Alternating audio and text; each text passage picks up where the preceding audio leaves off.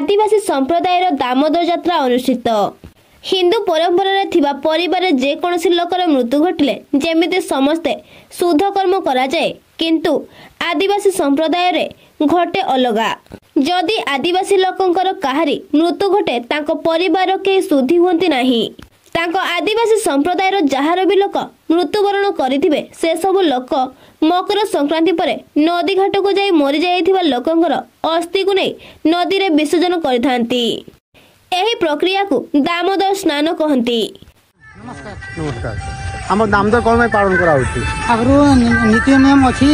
हां नीति नियम अछि आगरु हम दादा हमर अछि से।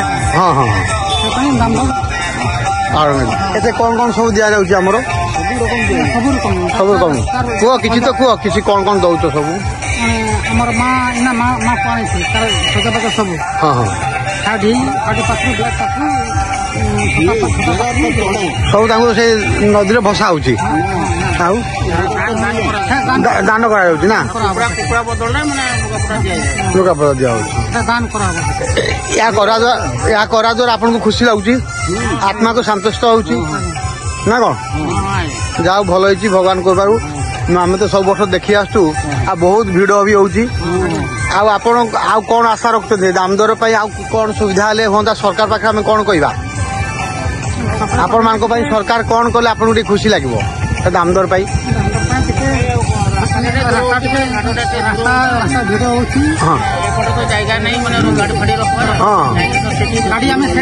गाड़ी रख सुविधा हेले रास्ता होकर सब ये पाख को पहुंचे आपण मान को खुशी लगे।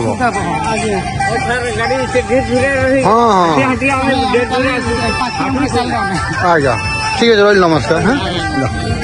आज बारिपदा ठारे थिबा बरुणी घाट रे ए दामोदर यात्रा अनुष्ठित हो जाइछि।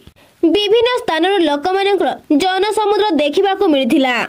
आदिवासी लोक मैंने दामोदर स्नान करी सांगरे दान देवाकू आनिथिबा मृत्युवरण करिथिबा लोकंक नित्य व्यवहार्य जिनिस को समान देखा जाउथबा लोकंकू दान देइथांती एवं बदल छेली कुकुड़ा माने पाउथिबा जिनिस को नै ग्रामवासी माने ग्राम बाहर राति सारा रही पूजा करी परदिन सकाळ घर को प्रत्यावर्तन करंती।